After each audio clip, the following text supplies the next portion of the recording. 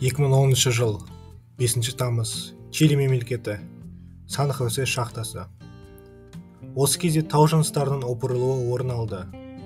Апат салдарынан шамамен 700 метр тереңдікте және шахтаға кіреберістен 5 шақырымдай жерде 33 кенші, 32-сі Чили азаматы және 1 Боливия азаматы қоршалған болатын.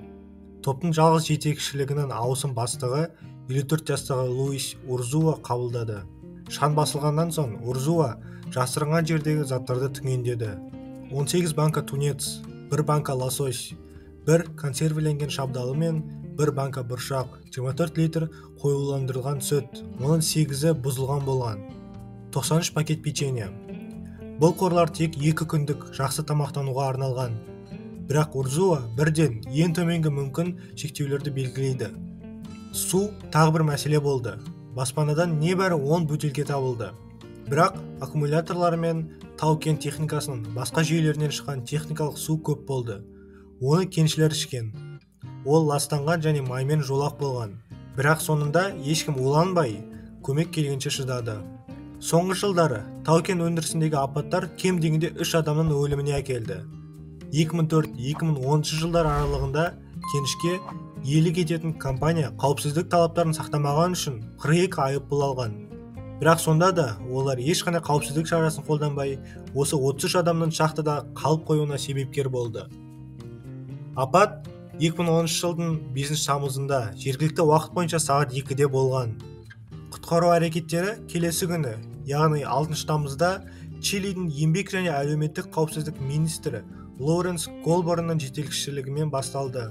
Қалайша 69 күн бойы осы адамдарды құтқарып шығара алмаған деген ойда болсаңыздар, құтқару әрекеті кезінде көптеген қиындықтарға тап болды.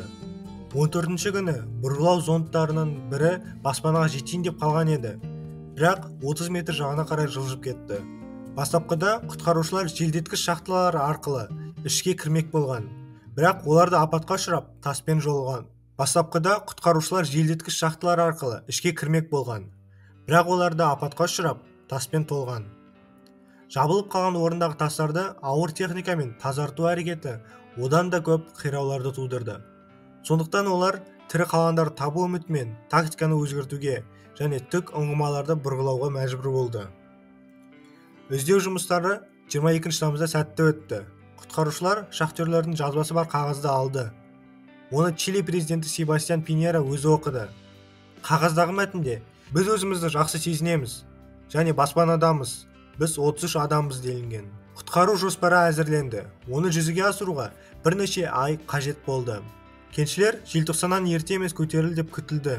Арнайы гидравликалық бұрғылау көмегімен шұңқыр жасалды. Оның ішінде құтқару капсуласы бар. Өтуі мүмкін. Жұмыс мерзімінен бұрын жүріп 9 қазанда аяқталды. Құтқару операциясы 2010 жылдың 12 қазанында жергілікті уақыт бойынша сағат 7-де басталды. Оларды құтқару үшін шахтаға 6 құтқарушы түсті. 33 кеншінің барлығы бір күнге жетпей көтерілді. Кеншілерді туыстары, сондай-ақ Чили президенті Себастьян Пиньера мен бұрынғы кенші болған Боливия президенті Эво Моралес қарсы алды. Кеншілерді құтқару Чилиге $22 миллион шығынға түсті. Осындай жағдайдан кейін көптеген адамдар психологиялық ауруға не денсаулыққа зиян тиіп өткен күйіне оралмайды. Құтқарылғаннан кейін бір жыл өткенде 33 кеншінің 15-і жұмыссыз қалды.